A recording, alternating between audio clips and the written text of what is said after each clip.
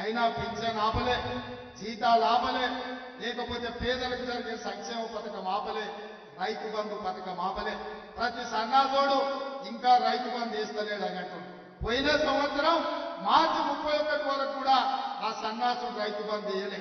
ఫిబ్రవరి ఆఖరి వరకు మొత్తం రైతు భరోసా పథకాన్ని వేసే బాధ్యత మనది. మీ అభిమానంతో ఫిబ్రవరి నెలాఖరు వరకు ఈ తెలంగాణ రాష్ట్రంలో ఉన్న 63 లక్షల రైతు కుటుంబాలకు మీ ద్వారా మాట ఇస్తున్నా.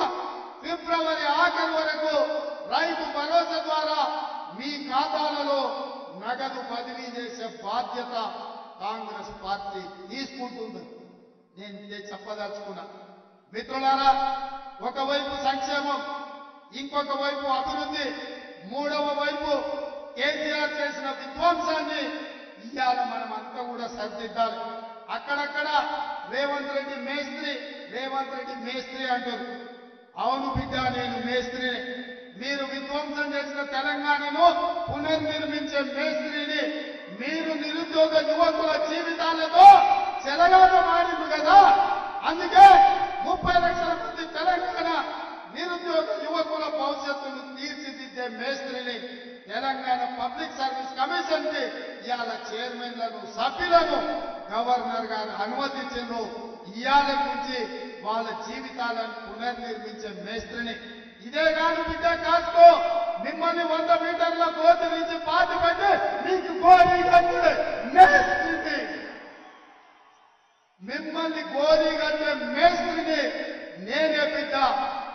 ఈ నెల చివరికి ఇంద్రవల్లిలో, ఆదిలాబాద్ జిల్లాలో వస్తున్న కాసుకోండి బిడ్డలారా, మీకు గోరీ కట్టం. మా వెడమ బొద్దు ఖానాపూర్ ఎమ్మెల్యే ఇందిరమ్మ ఇల్లు ఎక్కడ, ఎడమ బొద్దు మన ఖానాపూర్ ఎమ్మెల్యే. ఇతను ఆనాడు ఇందిరమ్మ ఇల్లు ఇచ్చిన ఏకైక రూమ్ లో ఉండే ఒక ఆదివాసీ బిడ్డ.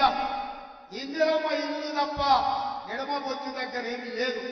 కానీ మీ అభిమానం, మల్లికార్జున ఖర్గే గారి ఆశీర్వాదం, కాంగ్రెస్ పార్టీ బీఫాము ఉంటే గుండెల నిండా గాలి పెంచుకొని సోనియమ్మ బొమ్మను గుండెల్లో పెట్టుకొని పోతే అక్కడి బిడ్డలు ఆశీర్వదించారు. ఇవాళ ఎమ్మెల్యే అయ్యిండు. కాంగ్రెస్ పార్టీ ఇందిరమ్మ ఇంట్లుండే బిడ్డను కూడా ఇవాళ ఎమ్మెల్యే చేసింది. నేను అడుగుతున్నా, సన్నాసి సోయిలేని కేసీఆర్ ఎవరినిరా నువ్వు రాజ్యసభ చేసింది? పార్థసారథి రెడ్డి కరోనా సమయంలో 1000 కోట్లు దోసుకున్నాం, రాజ్యసభ చేసినాం. రవిచంద్రాన్ని ఇంకొక ఆయన చేసినాం, గ్రానైట్ వ్యాపారం. దామోదర్ రావు అని ఇంకోను రాజ్యసభ చేసినాం. తెలంగాణ రాష్ట్రాన్ని దోసుకున్నాం. ఒక్కనన్నా ఇట్లాంటి ఎమ్మెల్యే చేసినాం అని నేను అడుగుతున్నా. ఆ రోజు ఏమన్నారు? ఇదే రేవంత్ రెడ్డి ఊళ్ళో పోయిండు. అవ్వా నీ పెన్షన్ ఎంత అన్నాడు. 2000 అన్నది. అనగా నేను అన్నాడు, మళ్ళా నెల ఇక 4000 ఇస్తున్నావా నీకు మా కాంగ్రెస్ పార్టీ రాగానే అన్నాడు. మరి మళ్ళా నెల రాలేదా? మళ్ళా నెల పోయి ఇంకో నెల వచ్చాయి. 4000 దానికి దరఖాస్తు కావాలనా? దానికి ఎంక్వైరీ కావాలనా? ఆల్రెడీ ఈ రాష్ట్రంలో 44 లక్షల పెన్షన్దారులు ఉన్నారు. వాళ్ళకు 200 ఉంటే 10 అంతలు పెంచి కేసీఆర్ 2000 చేసిండు, ఇచ్చిండు. 10 అంతలు పెంచలే మనం. నువ్వు ఇప్పుడు డబుల్ చేస్తా అన్నావు, చెయ్యి సీదా. దానికి దరఖాస్తు ఎందుకు? దానికి ఏం అడ్డం ఉన్నది? 2000 పోయి 4000 ఇవ్వడానికి నీకు ఏ కాగితం కావాలి? నీకు ఏం ఎంక్వైరీ కావాలి? నీకు ఏ దరఖాస్తు అవసరం ఉన్నది అని నేను అడుగుతా ఉన్నా. అది ఎందుకు ఇస్తలేవు అని మనం అడగాలనా వద్దా? అలాగా 4000 ఎప్పుడు ఇస్తావా అంటే వాళ్ళు మీ సంగతి చెప్తాం అని మాట్లాడిన వాళ్ళ మీద ఎదురుదాడికి దిగుతున్నారు. కేసులు పెట్టమని బెదిరిస్తున్నారు. కింది స్థాయి కార్యకర్తల్ని బెదిరిస్తున్నారు. మన ఎమ్మెల్యేలను బెదిరిస్తున్నారు. ఇలా మన పల్లా రాజేశ్వర రెడ్డి ఎమ్మెల్యే గారి మీద అక్రమ కేసులు పెట్టి ఆయనను ఇబ్బంది పెట్టే ప్రయత్నం చేస్తున్నారు. అంటే వాళ్ళకి ఏమైపోయిందంటే పాలన చేతగాక ప్రతిపక్షాలను ఇవాళ ఇబ్బందులకు గురి చేయడం, ప్రతిపక్షాల మీద కేసులు పెట్టే ప్రయత్నం చేస్తున్నారు. ఒక ప్రభుత్వం అనేది మంచి పని చేసి ప్రజల ప్రేమ పొందాలి. మన గవర్నమెంట్ వచ్చింది, మనం ఎవరి మీద కేసులు పెట్టినామా? మనం పెట్టే సగం కాంగ్రెస్ వాళ్ళు జైళ్ళలో పడుతుండే. నిన్న మొన్న మా లీడర్లు కలిసి అంటున్నారు, అన్నా మనమేమో నీళ్ళు ఎట్లా రావాలి, కరెంట్ ఎట్లా రావాలి, తండాలు గ్రామ పంచాయతీలు ఎట్లా చేయాలి, చెరువులు ఎట్లా బాగా చేయాలి, కాలువలు ఎట్లా తవ్వాలి, రైతు బంధు ఎట్లా ఇవ్వాలి, కళ్యాణ లక్ష్మి ఎట్లు ఇవ్వాలి, 200 పెన్షన్ 2000 ఎట్లు ఇవ్వాలి, బీడీలు చేసే వాళ్ళకు ఆసర పెన్షన్ ఎట్లు ఇవ్వాలి, దవాఖానలు ఎట్లా బాగా చేయాలి, కేసీఆర్ కిట్ ఎట్లు ఇద్దాం అని మనమేమో పని మీద పడ్డాం.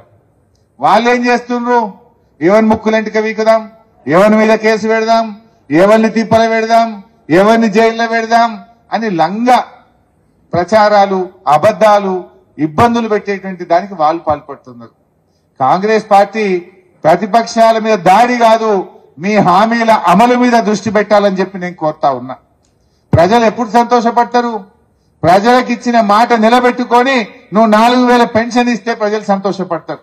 నువ్వు 2 లక్షల రుణమాఫీ ఏకకాలంలో చేసి నీ మాట మీద నిలబెట్టే ప్రజలు సంతోషిస్తారు.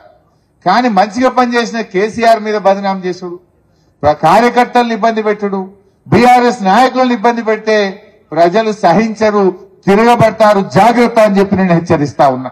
అది కదా కావాల్సింది. నువ్వు చెప్పలే, వడ్లు అమ్ముకోకుర్రి, ఆపుర్రి, మేము రాగానే 500 బోనస్ ఇచ్చి వడ్లు కొంటా అన్నావు.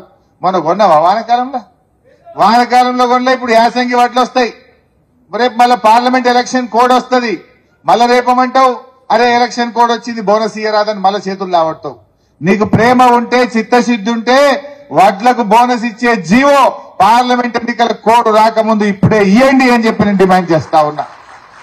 పార్లమెంట్ ఎన్నికల లోపు వడ్ల బోనస్ మీద జీవో ఇయ్యి, ఈ నెల 4000 పెన్షన్ ఇయ్యి, ఇప్పుడే 2 లక్షల రూపాయల రుణమాఫీ నువ్వు ఇచ్చిన మాట ప్రకారంగా డిసెంబర్ 9కి ఇస్తా అన్నావు, కనీసం ఇప్పుడైనా ఇవ్వమని చెప్పి నేను అడుగుతా ఉన్నా. ఇవి అడిగితే దాడికి దిగే ప్రయత్నం చేస్తున్నారు. ప్రజలకు ఏం కావాలి?